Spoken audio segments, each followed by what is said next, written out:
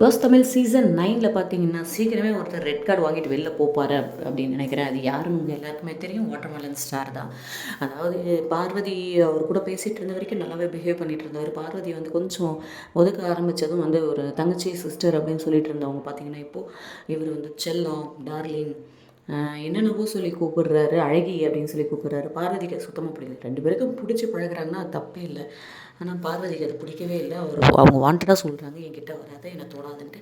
ஆனால் இவர் வேணும்னே போய் சாயிறதும் இது பண்ணுறதும் அப்படின்றது எல்லா கண்டஸ்டன்ஸ்க்கு மட்டும் இல்லைன்னு பார்க்குற எல்லாருக்குமே வந்து முகம் சுளிக்கிற மாதிரி தான் இருக்குது.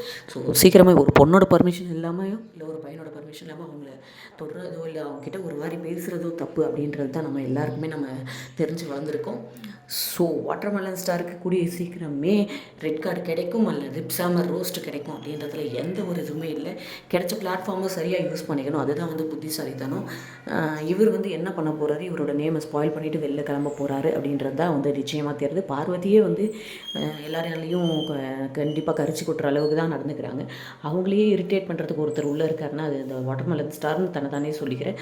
திவாகராக தான் இருக்கும். பார்ப்போம் இது எங்கே கூட்டிகிட்டு போய் விடுது. இது இந்த சீசனுக்கு முற்றுப்புள்ளி வைக்கிற அளவுக்கு வருமா அப்படின்றத நம்ம வெயிட் பண்ணி தான் பார்த்தாகணும். இந்த வீடியோ பிடிச்சிருந்தா லைக் பண்ணுங்கள். இந்த மாதிரி வீடியோ வேணும்னா சப்ஸ்கிரைப் பண்ணுங்கள். தேங்க்யூ.